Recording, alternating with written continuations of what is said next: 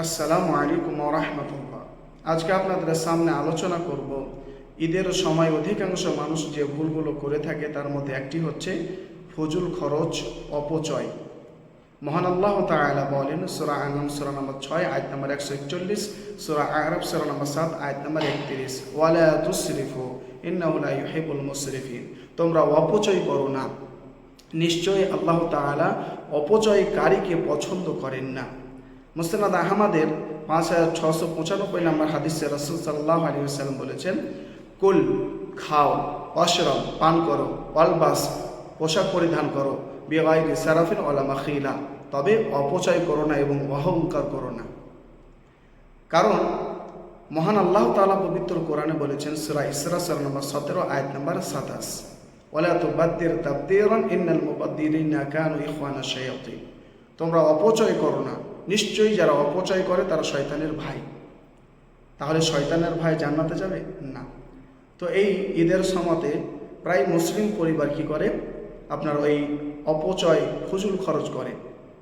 যেমন টিকলি বম, সটকা, বাজি ফোটায়, এগুলো সব হচ্ছে অপচয়। দেখবেন এই বাজি ফোটানোর কারণে, সটকা ফোটার কারণে অনেক মানুষের কষ্ট হয়, যেটা ইসলাম সমর্থন করে না। লা যারারা ওয়ালা যারারা ফিল ইসলাম, সুনান ইবনে মাজাহ, যে তোমরা নিজের ক্ষতি করো না এবং অপরের ক্ষতি করতে যেও না। মানে নিজের ক্ষতি করা যাবে না এবং অপরেরও ক্ষতি করা যাবে না। নিজের নাফসকে কষ্ট দেওয়া যাবে না, অপরের নাফসকেও কষ্ট দেওয়া যাবে না। এটা ইসলামে হারাম। তাই প্রত্যেকটি গার্জেনের কর্তব্য হচ্ছে যে সে যেন ফজুল খরচ করতে তাদের সন্তানদের পয়সা না দেয়। তাদের খাবার দাবার, পোশাক আশাক যা কিনে নেবে চাইবে দেন, তবে তাদেরকে সটকা বা এক কথায় যেই কাজগুলোতে ফজুল খরচ হয় সেগুলো করতে দেবেন না। আরেকটি বিষয় লক্ষ্য রাখবেন, যেটা ঈদের সময়তে বেশিরভাগ হয়ে থাকে, ভয় দেখায়। মানুষ দাঁড়িয়ে আছে এক জায়গাতে, হট করে গিয়ে একটা সটকা ফেলে দিল, চমকে দিল, ভয় দেখিয়ে দিল। এটা হারাম।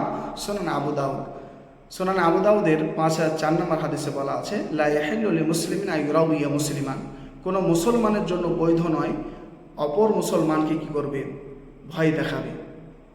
ইয়ার কি ছলেও হলো এটা হারাম।